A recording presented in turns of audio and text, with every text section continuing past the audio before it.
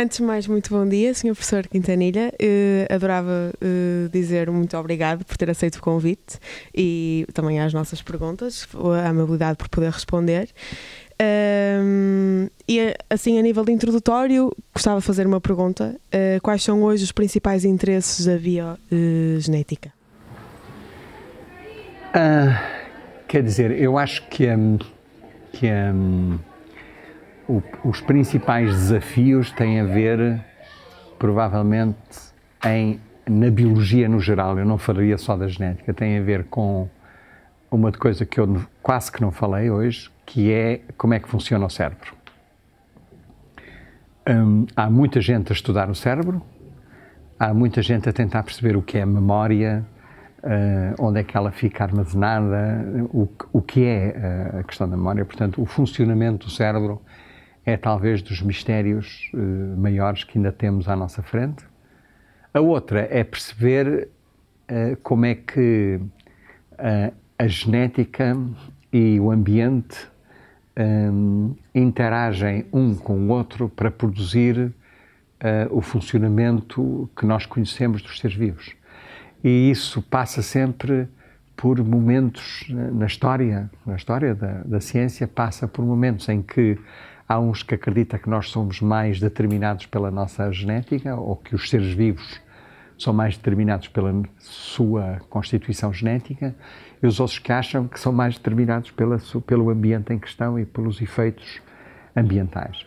E isso é uma discussão que nunca mais acaba, não é? Quer dizer, há décadas em que está um mais na moda, e depois há décadas em que está o outro mais na moda, e andamos a oscilar entre os dois. Como ponto de partida aqui para uma série de perguntas que nós temos de fazer, em 2010 uma equipa de cientistas liderada por o biólogo Venter, não sei se conhece, conseguiu, portanto, sintetizar o genoma de uma bactéria, puseram-na toda informatizada num computador, alteraram-na, conseguiram produzir esse DNA, introduziu-o noutra bactéria e digamos assim que temos uma célula nascida de computadores, ou seja, os pais deles são computadores. Isto levanta uma série de questões éticas, não é? A primeira que eu tenho a fazer é que será que a ciência, e acho que na palestra isto já foi falado um bocadinho, mas voltando a referir, será que a ciência tem limites físicos neste momento? Todo o conhecimento tem limites que são impostos pelas sociedades onde nós vivemos, como é óbvio. Mas não é só na ciência, não é? Quer dizer, você se pensar na forma como a sociedade está organizada, que tipo de famílias é que nós temos, como é que aceitamos esses tipos de família, qual é o tipo de reprodução que temos, a morte assistida que está agora em grande discussão. A questão da genética é uma questão que se torna se calhar mais preocupante, porque a gente está convencido que nós somos definidos pelo nosso DNA. Há muita gente que acha que nós não somos muito mais do que aquilo que é a nossa estrutura genética. E isso também, voltamos à mesma história da nature versus nurture. Quer dizer, nós somos os genes, mas também somos muito mais do que isso. Aliás, não se esqueça de que em cada uma das nossas células nós temos exatamente o mesmo DNA, e há células que são de fígado, há outras que são de cérebro, há outras que são de pele. Celular, são e também enormes. O próprio meio ambiente Exatamente. influencia o E, portanto, fenótipo, não é? Nós não somos, os seres vivos não são só o seu DNA. E, portanto, pensar que estamos a alterar o curso da evolução é verdade, mas nós já fazemos isso há milhares de anos. Nós, ao pegarmos em plantas que não cresciam na Europa e trouxemos da América para pôr aqui, e já animais... estamos a comprovar essa interação coisa, do meio ambiente. Se calhar de uma forma menos controlada, não é? Nós misturávamos genes das formas mais variadas. Aqui estamos a fazer de uma forma mais controlada. E isso, eu acho estranho que, fazendo de uma forma mais controlada, assuste mais do que fazer de uma forma menos controlada, está a perceber? Portanto, é claro que... Se calhar também não se tinha tanto a noção... É verdade. E, portanto, mas o que eu acho que também está a perturbar um pouco a discussão é esta noção de que nós sacralizamos o DNA. Achamos que o genoma é a nossa essência. E é uma parte dessa essência, mas como as células todas mostram, há genes que são ligados e desligados de acordo com as necessidades daquela própria célula que ali está. Portanto, você criar um DNA novo, totalmente novo, depois tem que decidir quais são as partes desse DNA que estão ativas ou não estão ativas. Certo, certíssimo. Obrigada. Vou passar a palavra ao André. Será que não estaremos muito próximos de podermos construir, com pouco mais do que um simples computador, novos genomas, novas células, novos seres vivos, a modificar os seres que existem, como, por exemplo, o próprio humano, ao nosso belo prazer?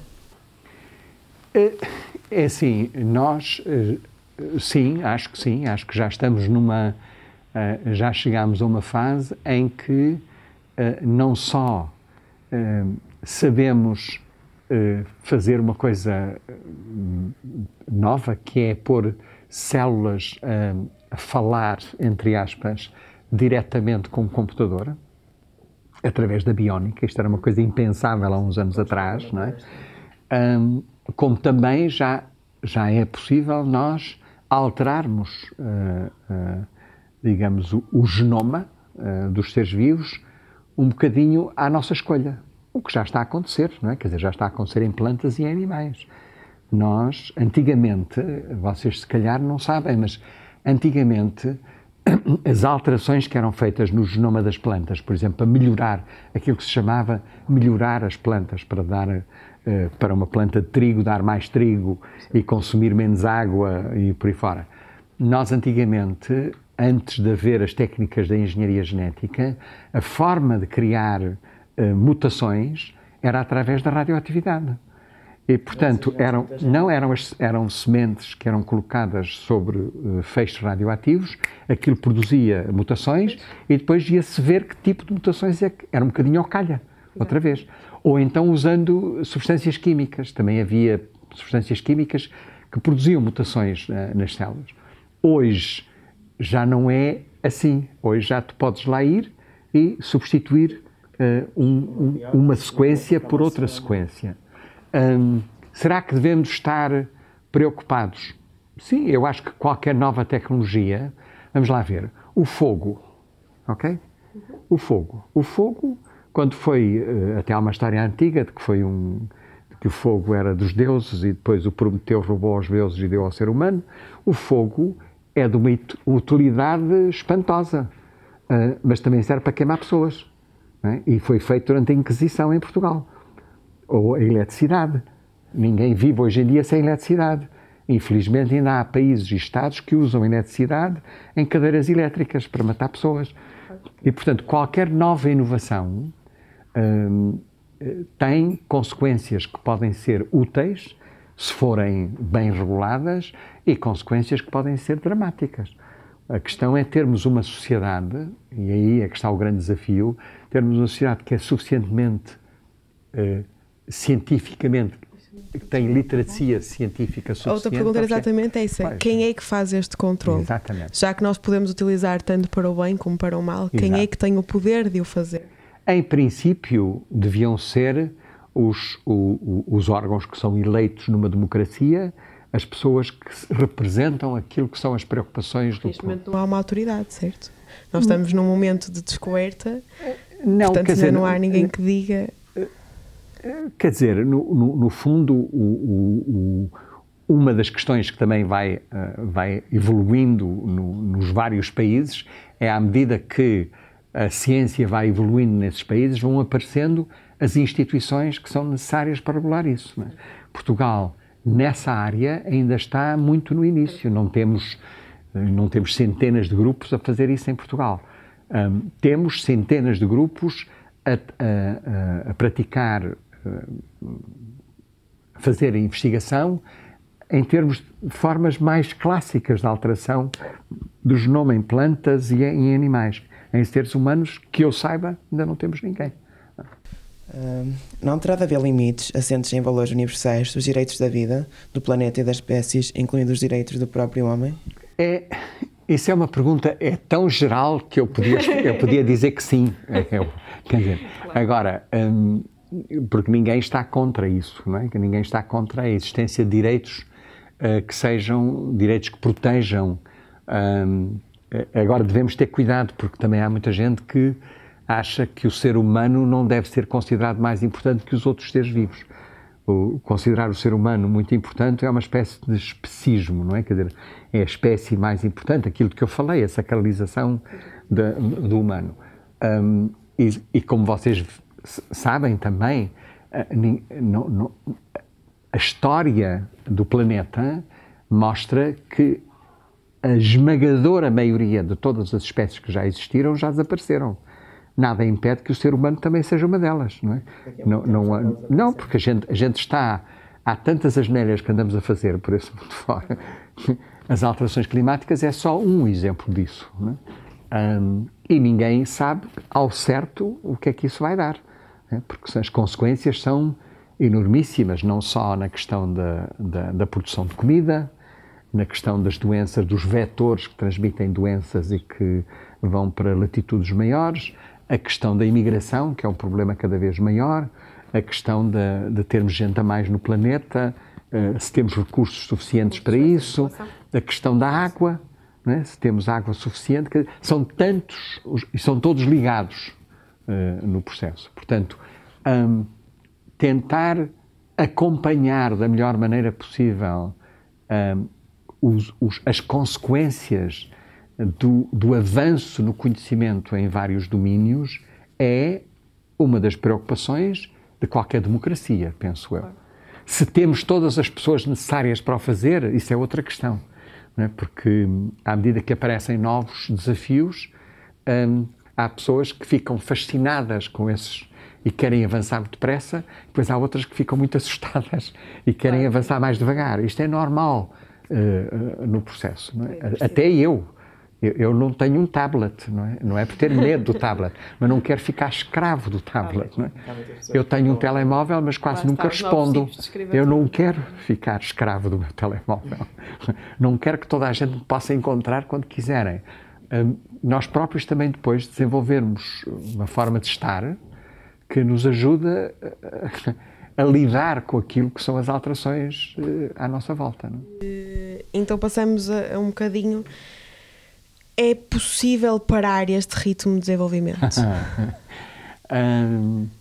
Não, eu não acho que seja possível, porque eu acho que eu vou-vos dizer... Há grandes riscos, não é?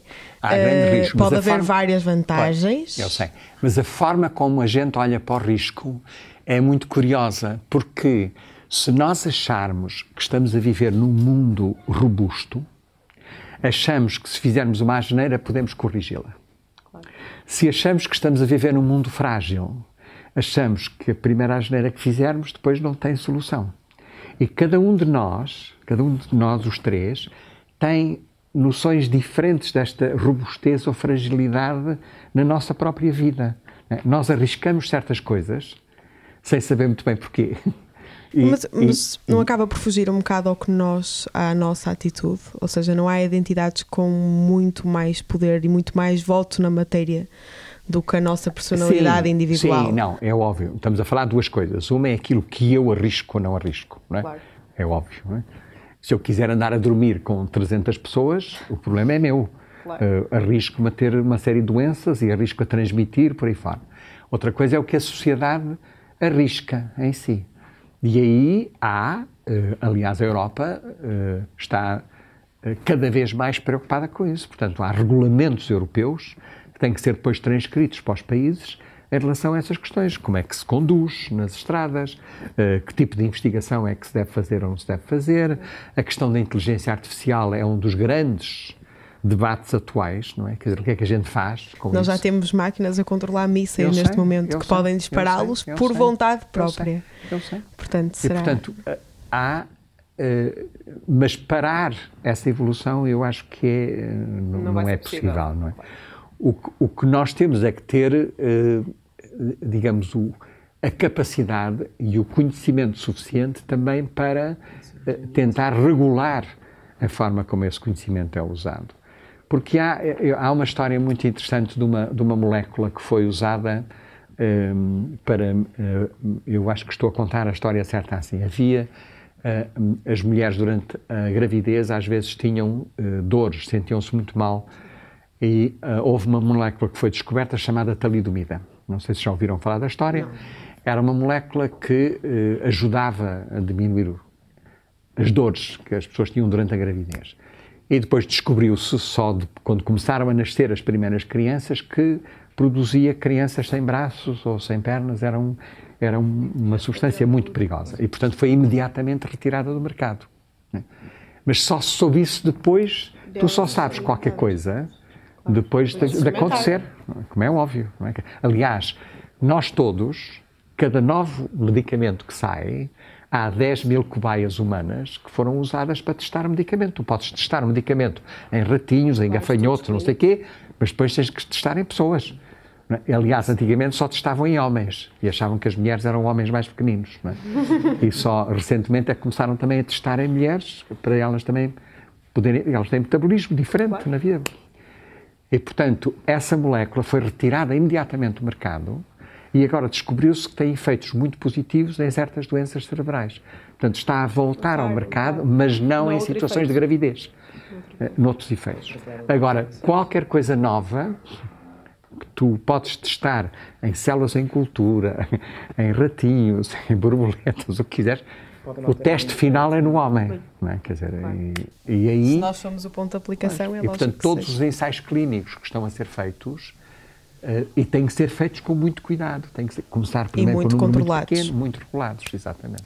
Será que as pessoas do mundo inteiro já vão conhecendo bem o poder que estamos a começar a ter através da ciência e da tecnologia? Será que pessoas quererão que o homem disponha destes poderes em sua própria mão? Pois, isso há muita gente que quer ter, quanto mais poder, mais satisfeitas ficam, não é? Quer dizer... Será que o homem comum, o homem banal, tem noção do que se anda a fazer por aí? Vamos lá ver, você tem um homem comum a conduzir carros embriagado. E a mata uma data de gente, volta e meia.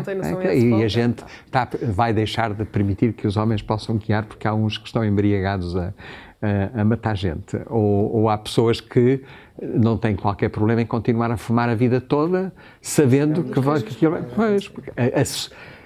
Aceitam, volta à mesma história, nós aceitamos certos riscos, às vezes porque dá prazer.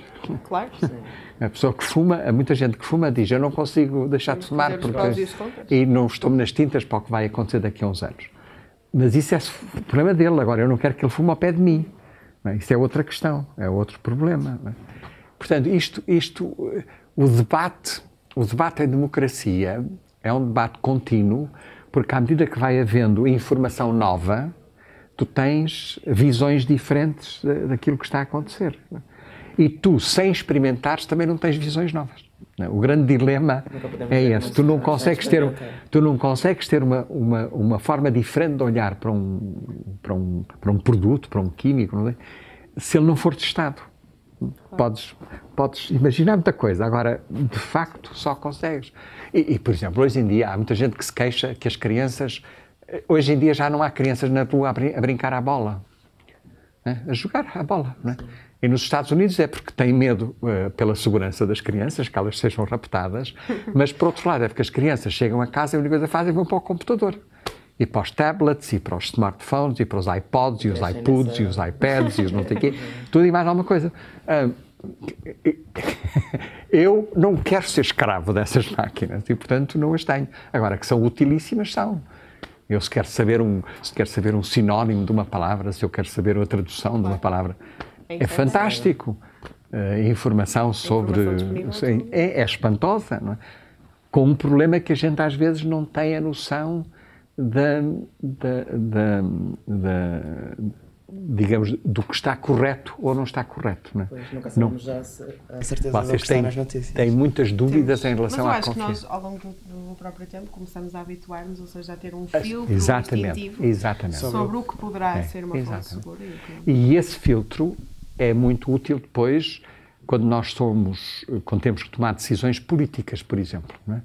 Quer dizer, a gente muitas vezes tem que tomar decisões sobre qual é o partido em que vai votar, qual é... E eu, por exemplo, tenho muita dificuldade em me pôr um rótulo de que eu sou deste ou daquele partido. Eu gosto de ter a independência para poder criticar e lisonjear aquilo que é bom, e criticar aquilo que é mau, dentro do meu partido e dos outros partidos todos. Não é? E eu acho que essa capacidade e também a capacidade de dizer que não sei, que é outro problema. Há muita gente que tem muita dificuldade em dizer não sei, não tenho opinião sobre esse assunto, ou ainda não tenho informação suficiente para ter uma opinião. E, portanto, gostava de saber mais sobre isso. Hoje somos...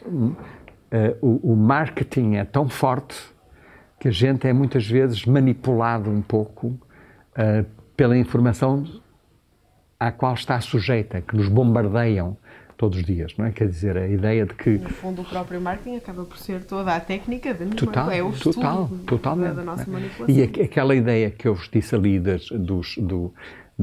daquela firma que foi ao Facebook ver os likes e os likes, e perceber em que é que tu és mais sensível, não é? Quer dizer, quais são as coisas, quais são as ideias, os conceitos que te atraem, não é? Ou que tu te fascina, que te fascinam a ti ou a ti. Isso depois dá à pessoa que conhece isso muito poder sobre ti. Porque sabe exatamente qual é a mensagem que te vai enviar para os teus neurónios começarem logo a trabalhar. Não é? E isso foi usado na eleição do Trump e foi usado no Brexit. Não é? Porque as pessoas que estavam indecisas, não sabiam muito bem, tu mandas uma barragem enorme de informação sobre um determinado assunto e aquela pessoa diz, afinal eu estou mais daquele lado do que deste lado que está aqui. Não é? Isto assusta. Mas a gente esquece que desculpa, mas tu esqueces de que na tua própria família tu és bombardeada desde que nasces até hoje com ideia, um enquadramento total. Nós somos enquadrados. Exatamente. E, portanto, a própria escola, os próprios programas, total, agora de forma mais discreta, mas sim. no tempo ditatorial. Totalmente. Muito e mesmo no não ditatorial. Nós pertencemos a uma sociedade, pertencemos a uma família, pertencemos e muitas vezes aquilo que nos... Eu volto à mesma história, aquilo que nos fascina e nos assusta não é racional. Né? A gente às vezes pode ser... por exemplo, o meu pai tinha uma fraqueza enorme por... Isto é uma confissão, mas é engraçado. Ele tinha uma fraqueza enorme por mulheres ligeiramente estrábicas. Ele achava uma graça, achava que era sedutor ao máximo, aquela coisa de ter um olho assim um bocadinho... E eu tenho um bocadinho disso, não sei se é genético, mas eu confesso que acho graça. Acho a pessoa não ter... As caras muito perfeitas não me atraem. Porquê? Não sei. Porquê é que isto... Se calhar, olha, vi um filme, não sei porquê. E acho que é isso também que nos diferencia uns dos outros. Felizmente, se não apaixonarmos todos pelas mesmas pessoas. É uma tragédia. Bem... Agora, fugindo um bocadinho desta parte da ciência e passando mais ao que é ser um cientista em Portugal,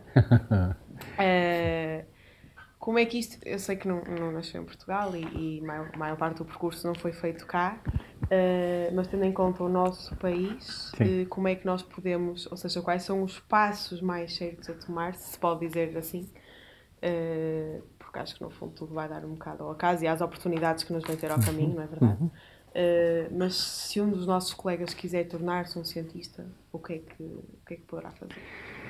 É assim, eu tive a sorte de chegar a Portugal numa altura, eu cheguei em 1991, e foi numa altura em que Portugal estava, já tinha havido a queda do salazarismo, do Estado Novo. Já tinha havido um tempo complicado, difícil, que eu não acompanhei porque não estava cá, desde 75 até 90. Foi um período complicado. E eu chego numa altura em que, de facto, a aposta feita pelos governantes e pelas universidades foi muito grande no conhecimento e atrair pessoas para a área do conhecimento. E, portanto, nós, nestes últimos 25 anos, mais ou menos, Portugal deixou de estar na cauda da organização da OCDE e passou para acima da média da OCDE em muitos indicadores, quer dizer, número de doutorados, publicações que saem nos sítios mais prestigiados. Portanto, nós, de repente, numa geração, em 25 anos, estamos no mapa, que é uma coisa diferente, não é? We count. Nós estamos no sítio. E qualquer evolução com esta rapidez, se a gente sabe um bocadinho de física, sabe que as coisas que mudam muito depressa causam turbulência. Claro. É como a água, quando anda bem. Exatamente. E, portanto, o que aconteceu é que depois houve uma série de crises, também económicas, que não permitiram que o crescimento continuasse da mesma maneira. E houve, a certa altura, uma alteração na política de dizer nós, tendo pouco dinheiro, vamos só apostar nos melhores de todos e o resto vamos abandonar. Aqui há uma diferença de visão política sobre o Portugal. Eu, por exemplo, acho que nós devemos apostar em todas as áreas do conhecimento, em todas elas, desde sei lá, a antropologia, se quiserem, ou até à física das partículas, porque acho que devem ser dadas as condições para as pessoas terem a oportunidade de seguirem aquilo que querem. E depois, isto ainda vai levar algum tempo, eu acho que ainda não chegámos à altura em que tu tenhas uma estrutura média suficientemente robusta para que depois aqui possam aparecer as tais ilhas de conhecimento desenvolvido. Como é que isso acontece? Isso não é planeado.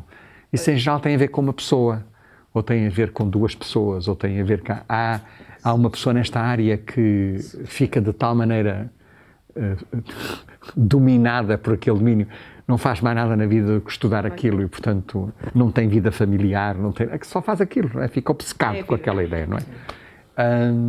E é assim que depois o sistema evolui a pouco e pouco. Portugal, felizmente, já está nas grande maioria das redes internacionais. E, portanto, a maior parte dos investigadores em Portugal não trabalham isoladamente. Aliás, porque a ciência não é isolada, claro. Não é? A ciência ou tem colaborações fortes com outros grupos. Não seria lógico. Não seria. Não. A ideia de ciência portuguesa não faz sentido nenhum, não é? Quer dizer, não há ciência portuguesa. E, portanto, nós estamos numa situação atual em que há conhecimento e há massa crítica em Portugal que eu diria quase que permitia a qualquer pessoa seguir o caminho que quisesse. Se isso depois vai ser a carreira dessa pessoa, não sei. Mas que há todas as condições para que alguém que queira seguir tudo, desde jardinagem de grande qualidade, ou a cozinha, ou arquitetura, ou sei lá, ou literatura, pode fazer porque já está também enquadrada no mundo ocidental em que isto existe. Vocês assumem isto como garantido, mas há 25 anos atrás não era, não é? Isto é um dos exemplos daquilo que eu falei, de coisas muito frágeis. Isto pode ser destruído em muito pouco tempo. Não é? Este equilíbrio instável que existe. Como foi criado é muito Exatamente. É muito, muito recente. É como o direito de voto às mulheres. Claro. Não é? Vocês sabem que a Malala apanhou um tiro na cabeça porque os lá do sítio dela não queriam que ela fosse à escola. Claro. Só por isso. Não é? Não, na Índia, na província do Kerala, que é no sul, eles conseguiram, há 50 anos atrás, mudaram a lei de uma forma muito curiosa. As mulheres tinham que ir à escola o mesmo número de anos que os homens, porque antes as mulheres só iam 4 anos e os homens iam 8. Alteraram a lei e em 35 anos o número de filhos que as mulheres tinham, em média, baixou de 6,8 para 3,2. Porquê? Porque para as mulheres deixou de ser a reprodução a sua função mais importante. Claro, e também se levanta muito essa questão se os problemas e as novas doenças e efeitos com problemas logo à nascença, se não terá um bocado a ver com essa questão de carreira versus vida familiar. Ou seja, será que a nossa biologia é compatível com a nossa economia, com a nossa sociedade no momento? Pois, não sei. Essa é uma das perguntas que eu não sei responder. Claro. Mas eu acho que seria muito difícil de responder, de ter uma resposta certa, não é? Porque vai haver aqui um confronto de realidades. E acho que as pessoas também, à medida que vivem, não é? Porque à vida que vivem, aprendem coisas novas sobre si próprios. Nós às vezes somos convencidos que somos uma pessoa. E depois descobrimos através de uma pessoa que a gente conhece, ou através de um livro que lê, ou através de um filme que viu. Olha, eu vou-te contar uma história. Eu em Moçambique, não havia ópera, não havia balé, não havia nada disso. A primeira ópera que eu vi na minha vida, e o primeiro balé que eu vi na minha vida, foi em Londres. Eu tinha 16 anos e vi os 3 maiores monstros no sentido de fabuloso, de ópera e de balé. Na ópera, no Galinheiro de Covent Garden, que eu não tinha dinheiro para comprar bilhetes mais caros, eu vi a Maria Callas a cantar. Okay? Numa semana. Na semana a seguir, tinha acabado de chegar a Londres, fugido da Rússia, o Rodolfo Nureyev a dançar com a Margot Fonteyn. São nomes que vocês, se calhar, não conhecem.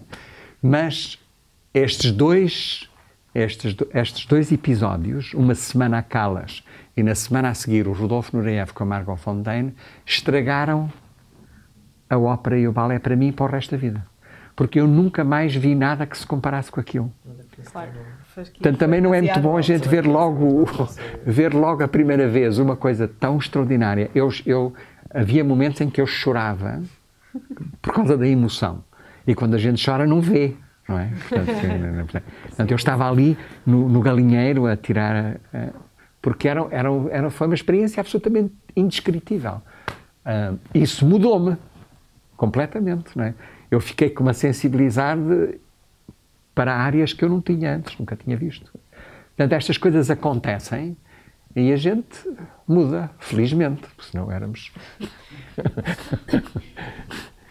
monótonos.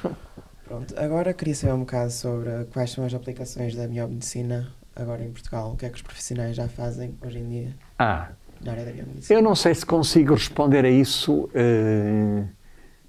com muita certeza. Quer dizer, eu acho que Portugal, hoje em dia em Portugal, há muito pouca coisa que se faça no resto do mundo que não seja feita em Portugal. Eu acho que nós temos a tecnologia e temos o conhecimento e temos as pessoas que são capazes de fazer tudo aquilo que se faz em Londres ou em Nova Iorque ou em São Francisco, ou tu quiseres. Se calhar ainda têm pouca experiência, não é? Quer dizer, nesses sítios há um historial mais longo e, portanto, há pessoas que ganharam muita experiência em certas tecnologias que estão agora a começar a chegar a Portugal. Não é? Se calhar algumas muito esotéricas, não é? Que ainda estão a ser testadas noutros sítios e que ainda, por exemplo, eu não sei se o CRISP, não é? Está a ser testado em embriões humanos em Portugal, acho que não. Mas eu sei que está a ser testado em embriões humanos na China, não é? Embriões não viáveis, não é? Quer dizer, embriões em ovócitos que não são viáveis, não é? Eu acho que em Portugal isso não está a acontecer, mas não sei, não é? De resto, as tecnologias todas de ressonância magnética, das tomografias axiais computarizadas, dos PETs, das tomografias por positrões, nós temos toda essa tecnologia em Portugal. E, aliás, agora estamos muito interessados em desenvolver ainda uma tecnologia mais nova, com radiação de alta, com elementos de peso molecular muito alto, que tem vantagens que ainda estão por explorar na área do cancro. Não é? E a iniciativa partiu de Portugal para essa... E, portanto, é uma coisa que está a ser discutida a nível europeu, porque é preciso aceleradores para poder aplicar essas novas tecnologias. Mas Portugal está ao mesmo nível da grande maioria dos outros países. Não é? Pronto, concluímos assim. Muito obrigada. Só resta agradecer pela disponibilidade e acho que vai ser muito proveitoso para os alunos que virem. Obrigada. Obrigado a vocês dois também. Muito gosto. Para mim, eu não pude estar. Não é Isso, a grande Mas torre. temos só mais 2 perguntas destas pessoais, não é para Está bem, está bem, está bem. Pois, sim. O que é isso? Costumamos impor às pessoas que nos visitam. E tem que me pôr de joelhos? Ou não? Não. Muito obrigado. É o símbolo, o que a escola aqui dá. Muito obrigado. Vai vestir a camisola de... Não, mas acho muito bem. Muito obrigado. Muito obrigado. Muito bem.